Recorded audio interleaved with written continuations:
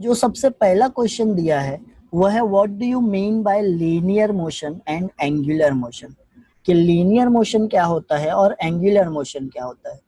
तो linear motion means motion in a straight line. अगर एक व्हीकल एक रोड पे एक स्ट्रेट रोड पे मूव हो रही है तो वो लीनियर मोशन के एग्जांपल हो जाएगा, या ट्रांसलेशनल मोशन भी बोलते हैं। तो ये व्हीकल यहाँ रोड पे एक स्ट्रेट लाइन में मूव हो रही है तो this is the example of linear motion. उसके बाद motion around a fix point और object rotates around itself is called angular motion. तो अगर एक ऑब्जेक्ट एक फिक्स पॉइंट के अराउंड घूम रहा है या वो रोटेट हो रहा है उसको हम एंगुलर मोशन बोलते हैं। एग्जाम्पल है motion of the hands of the clock, घड़ी के कांटे का जो मोशन है उसको हम एंगुलर मोशन बोलते हैं। उसके बाद जो सेकंड क्वेश्चन दिया है, can you give some practical examples of oscillation in our daily life.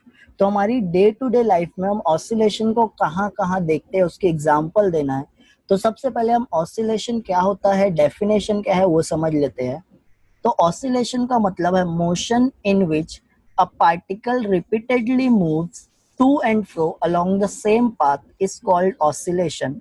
Oscillatory motion, vibration, vibratory motion सब एक ही चीज है, सब सेम है। तो अगर ऑब्जेक्ट टू एंड फ्रो आगे और पीछे एक ही पाथ में वो एक बार आगे जा रहा है एक बार पीछे आ रहा है तो उसको हम क्या बोलेंगे, ऑसिलेटरी मोशन बोलते हैं। Motion of the prongs of the tuning फोक, ये ट्यूनिंग फोक है, इसका जो यू शेप स्ट्रक्चर देख रहे हो यहाँ पे, ये दोनों को हम प्रोंग्स ऑफ द ट्यूनिंग फोक बोलते हैं। और जब आप इसको स्ट्राइक करोगे एक रबर पैड पे तो ये वाइब्रेट करना स्टार्ट कर देगी। तो ये है ऑसिलेशन के एग्जांपल। उसके बाद मोशन ऑफ स्प्रिंग मास, एक स्प्रिंग है उसके एक फ्री एंड पे मास आप टाई किए, मास को आप नीचे पुश करो और रिलीज कर दो तो ये ऑसिलेट होना स्टार्ट हो जाएगा कुछ इस तरह। तो हम ये एग्जांपल को बोल सकते हैं दिस इज द ऑसिलेशन। तो यहाँ पे जो ऑब्जेक्ट का मोशन है ऊपर और नीचे हो रहा है वाइब्रेशन के जैसा, ऑसिलेशन के जैसा, तो ये है ऑसिलेशन मोशन के एग्जाम्पल। उसके बाद मोशन ऑफ द स्विंग, एक झूले पे आप झूल रहे हो, ये झूला आगे पीछे सेम पाथ में मूव हो रहा है तो इसको भी हम ऑसिलेशन के एग्जाम्पल बोले। मोशन ऑफ द पेंडुलम, एक पेंडुलम है वो भी आगे पीछे मूव होता है, this is also the example of oscillation.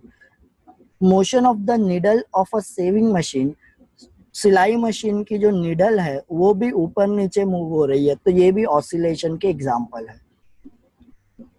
उसके बाद नेक्स्ट है what do you know about restoring force. Restoring force क्या है, तो the force acting on a particle to bring it back to the original position means mean position is known as restoring force. तो अभी ये pendulum है ये oscillate कर रहा है, बट जब ये ऑसिलेट नहीं कर रहा था तो इसकी जो पोजीशन थी, ये जो ब्लू लाइन देख रहे हो यहाँ पे स्ट्रिंग थी, ऑब्जेक्ट कुछ यहाँ मिडल में होगा तो ये थी मेन पोजीशन।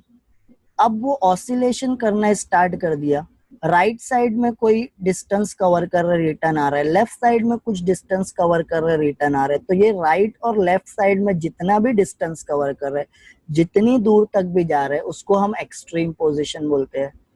तो जब वो राइट साइड वाली एक्सट्रीम पोजीशन पे था तो एक फोर्स उसको क्या करेगी, लेफ्ट साइड में पुश करेगी, और जब वो लेफ्ट साइड वाली एक्सट्रीम पोजीशन पे था तो एक फोर्स उसको राइट साइड में मूव करेगी।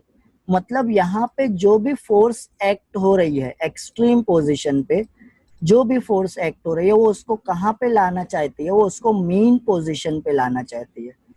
तो ये ऑब्जेक्ट को रीस्टोर करने का काम करेगी, ये ऑब्जेक्ट को उसकी ओरिजिनल पोजीशन पे लाने का काम करती है।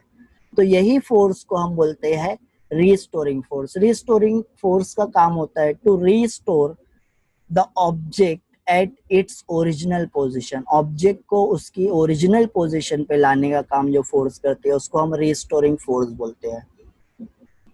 उसके बाद all musical instrument make use of oscillation, can you identify where. हर म्यूजिकल इंस्ट्रूमेंट में ऑसिलेशन का यूज होता है, क्या आप बता सकते हो कहाँ पे। तो हाँ हम बता सकते हैं कि स्ट्रिंग वाला अगर म्यूजिकल इंस्ट्रूमेंट है विच हैव स्ट्रिंग, स्ट्रिंग वाले जो म्यूजिकल इंस्ट्रूमेंट है, फॉर एग्जाम्पल गिटार, वायलिन, ये जो स्ट्रिंग है ये क्या करती है, एसएचएम परफॉर्म करती है या ऑसिलेशन परफॉर्म करती है। ऐसे ही जब परकशन इंस्ट्रूमेंट है, परकशन मतलब ड्रम या तबला जिसकी मेम्ब्रेन होती है, स्ट्रेच मेम्ब्रेन होती है, वो स्ट्रेच मेम्ब्रेन को आप कोई स्टिक, कोई लकड़ी से आप स्ट्राइक करते हो तो साउंड प्रोड्यूस होता है, और वो मेम्ब्रेन क्या कर रही है, ऑसिलेशन मोशन परफॉर्म कर रही है। तो यहाँ पे आप देख सकते हो कि एक ड्रम है, इसको आप एक स्टिक से स्ट्राइक करें तो इसको ऑसिलेशन हुआ और साउंड प्रोड्यूस होगा। ऐसे ही यहाँ पे तबला है कुछ, यहाँ पे ये मेम्ब्रेन पे स्ट्रेच मेम्ब्रेन है, तो इस पे जब आप स्ट्राइक करोगे एक स्टिक से तो इसका भी वाइब्रेशन होगा, और ये वाइब्रेशन की वजह से साउंड प्रोड्यूस होता है, और ये वाइब्रेशन और ऑसिलेशन मोशन सेम होता है। सिमिलरली गिटार या सितार है, स्ट्रिंग वाले इंस्ट्रूमेंट है, जब आप वो स्ट्रिंग को प्लग करते हो तो वो स्ट्रिंग वाइब्रेट होती है और साउंड प्रोड्यूस होता है। तो यहाँ पे भी क्या हो रहा है, ये स्ट्रिंग ऑसिलेट हो रही है, ये मेम्ब्रेन ड्रम और तबले की ऑसिलेट हो रही है। तो यहाँ पे हर म्यूजिकल इंस्ट्रूमेंट में कुछ ना कुछ ऑसिलेट होगा। परकशन इंस्ट्रूमेंट में मेम्ब्रेन, स्ट्रेच मेम्ब्रेन ऑसिलेट होती है, स्ट्रिंग वाले इंस्ट्रूमेंट में ये स्ट्रिंग ऑसिलेट करेगी और साउंड प्रोड्यूस होगा। तो यहाँ पे हम बोल सकते हैं कि ड्रम वगैरह में जो मेम्ब्रेन है वो ऑसिलेट होती है, स्ट्रिंग वाले म्यूजिकल इंस्ट्रूमेंट में स्ट्रिंग ऑसिलेट होती है और साउंड प्रोड्यूस होता है।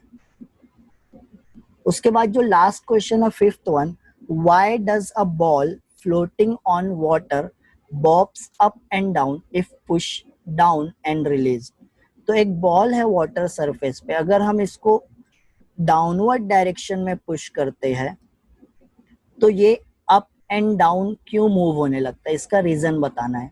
तो सबसे पहले हम बोलते हैं the work done by a force to push it down is stored as potential energy. तो ये बॉल को नीचे पुश करने के लिए हम क्या करते हैं, कुछ फोर्स अप्लाई करते हैं, और ये फोर्स की वजह से वो नीचे जा रहे हैं, मतलब उसका कुछ डिस्प्लेसमेंट हो रहा है।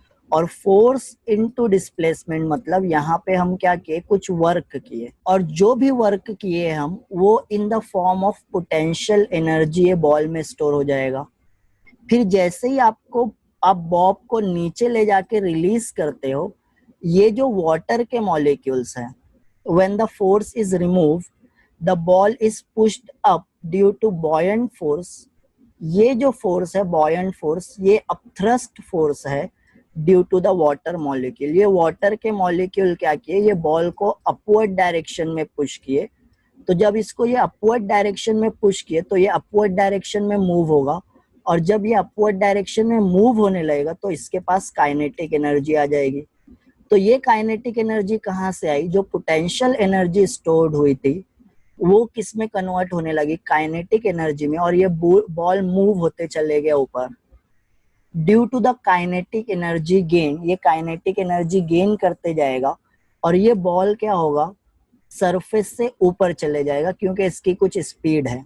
तो जो काइनेटिक एनर्जी ये गेन किया उसकी वजह से ये बॉल क्या हुआ, ऊपर चलते चले गया, और फिर जब ऊपर पहुंच जाएगा तो इसके ऊपर ग्रेविटी एक्ट होगी, और वो ग्रेविटी इसको डाउनवर्ड डायरेक्शन में पुल करने वाली है।